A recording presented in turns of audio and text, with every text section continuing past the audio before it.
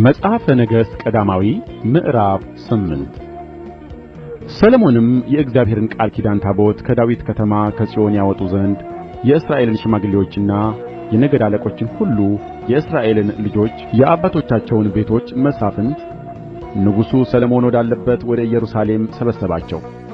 የእስራኤልም ሰዎች ኤታኒም በሚባል በሰባተኛው ወር በበዓሉ ጊዜ ወደ ንጉሡ ወደ ሰሎሞን ተከማቹ። የእስራኤልም ሽማግሌዎች ሁሉ መጡ። ካህናቱም ታቦቱን አነሡ። የእግዚአብሔርንም ታቦት የመገናኛውንም ድንኳን በድንኳኑም ውስጥ የነበረውን የተቀደሰውን ዕቃ ሁሉ አመጡ። እነዚህንም ሁሉ ካህናቱና ሌዋውያኑ አመጡ።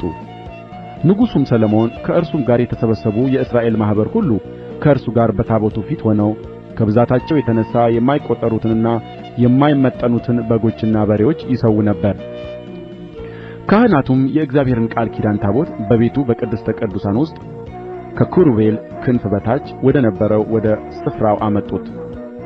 ኪሩቤልም በታቦቱ ስፍራ ላይ ክንፎቻቸውን ዘርግተው ነበር። ኪሩቤልም ታቦቱንና መሎጊያዎችን በስተ ላይ በኩል ሸፍነው ነበር። መሎጊያዎቹም ረጃጅሞች ነበሩ።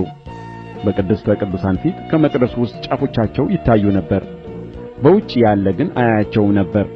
እስከ ዛሬም ድረስ በዚያ አሉ። በታቦቱም ውስጥ የእስራኤል ልጆች ከግብጽ ምድር በወጡ ጊዜ እግዚአብሔርም ከእነርሱ ጋር ቃል ኪዳን ባደረገ ጊዜ ሙሴ በኮሬብ ካስቀመጣቸው ከሁለቱ የድንጋይ ጽላቶች በቀር ምንም አልነበረበትም። ካህናቱም ከመቅደሱ በመጡ ጊዜ ደመናው የእግዚአብሔርን ቤት ሞላው። የእግዚአብሔርም ክብር የእግዚአብሔርን ቤት ሞልቶ ነበርና ካህናቱ ከደመናው የተነሣ ለማገልገል ይቆሙ ዘንድ አልቻሉም። ሰሎሞንም እግዚአብሔር በጨለማው ውስጥ እኖራለሁ ብሎአል፣ እኔም ለዘላለም የምትኖርበት ማደሪያ ቤት በእውነት ሠራሁልህ አለ። ንጉሡም ፊቱን ዘወር አድርጎ የእስራኤልን ጉባኤ ሁሉ መረቀ።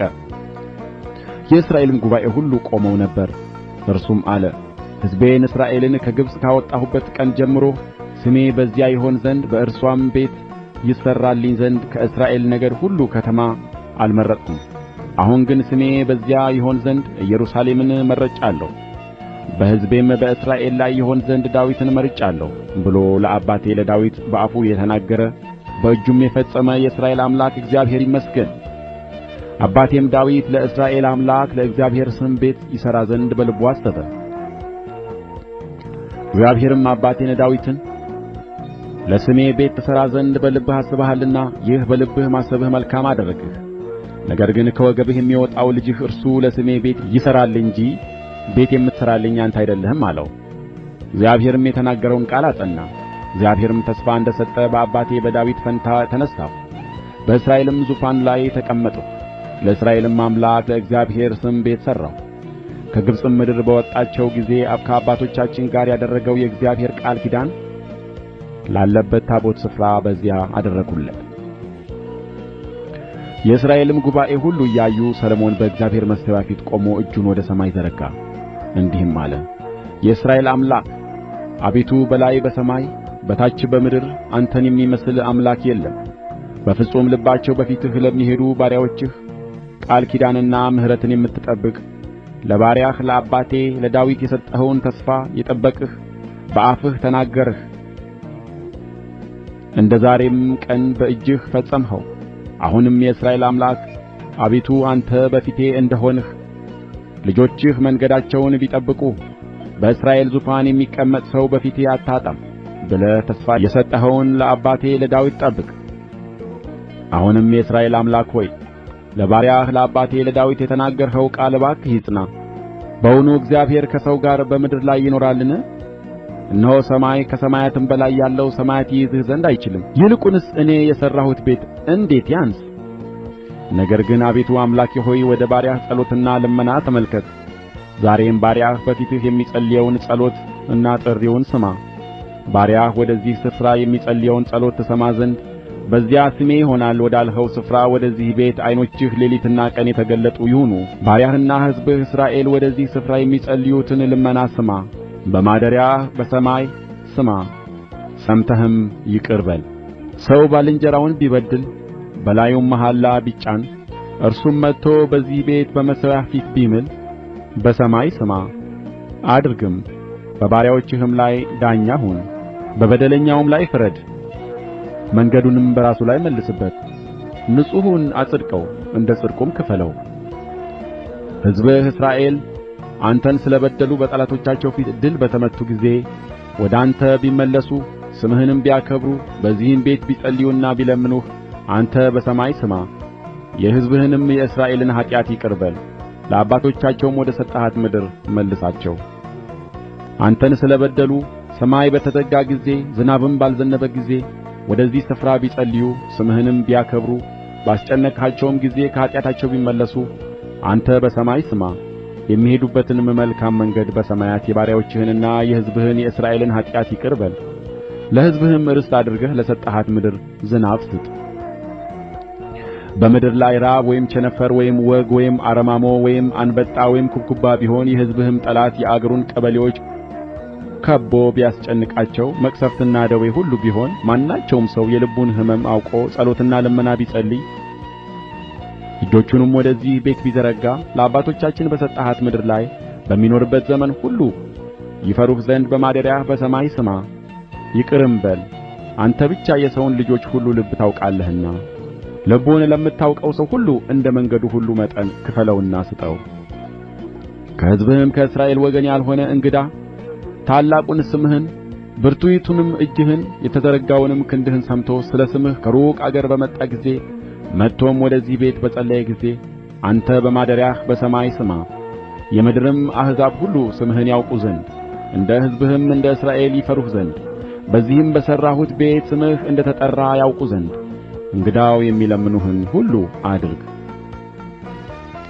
ሕዝብህም ጠላቶቻቸውን ለመውጋት አንተ በምትልካቸው መንገድ ቢወጡ አንተም ወደ መረጥሃት ከተማ እኔም ለስምህ ወደ ሠራሁት ቤት ለእግዚአብሔር ቢጸልዩ ጸሎታቸውንና ልመናቸውን በሰማይ ስማ፣ ፍርድንም አድርግላቸው።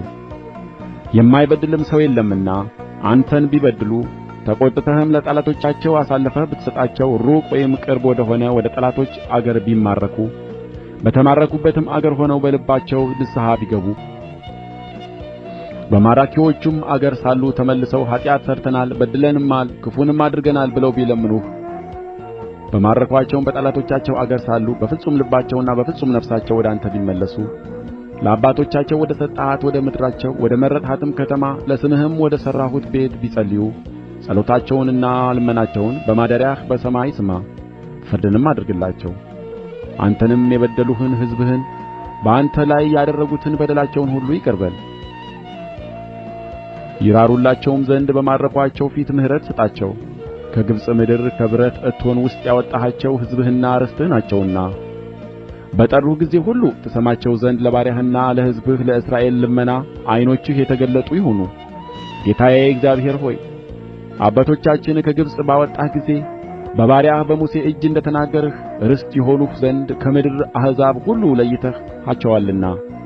ሰሎሞንም ይህችን ጸሎትና ልመና ሁሉ ለእግዚአብሔር ጸልዮ በፈጸመ ጊዜ በጕልበቱ ተንበርክኮ እጁንም ወደ ሰማይ ዘርግቶ ነበርና ከእግዚአብሔር መሠዊያ ፊት ተነሣ። ቆሞም የእስራኤልን ጉባኤ ሁሉ በታላቅ ድምፅ ሲመርቅ እንዲህ አለ።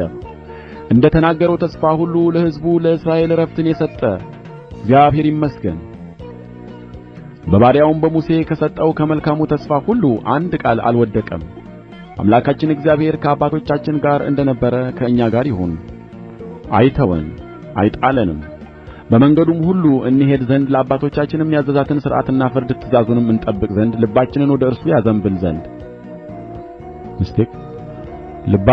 ወደ እርሱ ያዘነብል ዘንድ ለባሪያውንና ለሕዝቡ ለእስራኤል በየዕለቱ ፍርድን ያደርግ ዘንድ ይህች በእግዚአብሔር ፊት የለመንኋት ቃል በቀንና በሌሊት ወደ አምላካችን ወደ እግዚአብሔር የቀረበች ትሁን።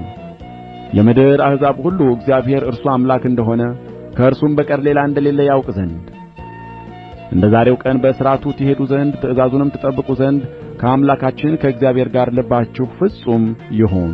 ንጉሡም ከእርሱም ጋር እስራኤል ሁሉ በእግዚአብሔር ፊት መሥዋዕት ሰው። ሰሎሞንም ለእግዚአብሔር ይሠዋ ዘንድ ለደኅንነት መሥዋዕት 22,000 በሬዎችና 120,000 በጎች አቀረበ። ንጉሡና የእስራኤልም ልጆች ሁሉ እንዲሁ የእግዚአብሔርን ቤት ቀደሱ። በእግዚአብሔር ፊት ያለው የናሱ መሠዊያ የሚቃጠለውን መሥዋዕትና የእህሉን ቁርባን የደኅንነቱንም መሥዋዕት ስብ ይይዝ ዘንድ ታናሽ ስለ ነበረ በዚያ የሚቃጠለውን መሥዋዕትና የእህሉን ቁርባን የደህንነቱንም መሥዋዕት ስብ አሳርጎአልና በእግዚአብሔር ቤት ፊት የነበረውን የአደባባዩን መካከል ንጉሡ በዚያ ቀን ቀደሰ። በዚያም ዘመን ሰሎሞን ከእርሱ ጋር እስራኤል ሁሉ ከሐማት መግቢያ ጀምሮ እስከ ግብጽ ወንዝ ድረስ ያለው ታላቅ ጉባኤ በአምላካችን በእግዚአብሔር ፊት 7 ቀን በዓሉን አደረጉ። በስምንተኛውም ቀን ሕዝቡን አሰናበተ። እነርሱም ንጉሡን መረቁ።